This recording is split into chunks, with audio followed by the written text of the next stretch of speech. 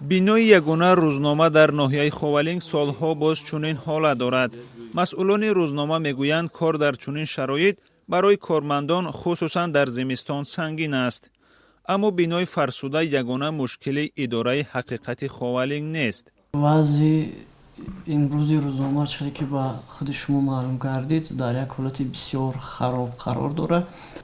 ростиги ҳолатҳое ки асбоб анҷоме ки барои журналистика лозим аст надорем. фақат дар моҳи октябр, сентябр октябри соли гузашта аз тарафи мақомоти иҷрои кунунии давлати ноҳия як адад компютер ба тамоми таҷҳизотҳош мода кӯмак карданд.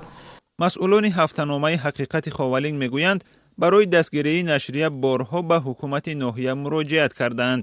ахиран ваъда шудааст ки идораи ҳафтаномаро таъмир мекунанд. ҳафтаномаи ҳақиқати Ховалинг нашрияи ҳукумати ноҳияи Ховалинг аст ва аз соли 1935 нашр мешавад.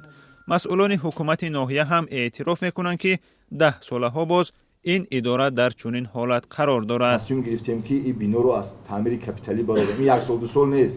ин 10 солаҳо шудааст ва рӯзнома бинош бисёр дар ҳолати табоҳ қарор дорад.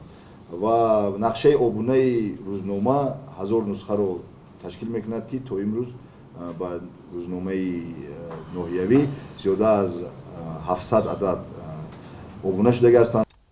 аксари нашрияҳои ноҳиявӣ мисли ҳақиқати Ховалинг аз шароити буҳрони моливу иттилоотӣ нигаронӣ мекунанд. чанде пеш хабарнигорони тахти Қубот нашрияи ҳукумати ноҳияи Қубодиён саҳифаи аввали рӯзномаро бо нишони эътироз холӣ чоп карданд. бархе мунтақидон мегӯянд нашрияҳои ноҳиявӣ доим бо нашри фармону таблиғи ҳукумати маҳаллӣ машғуланд ва маводи ҷолиб кам нашр мекунанд.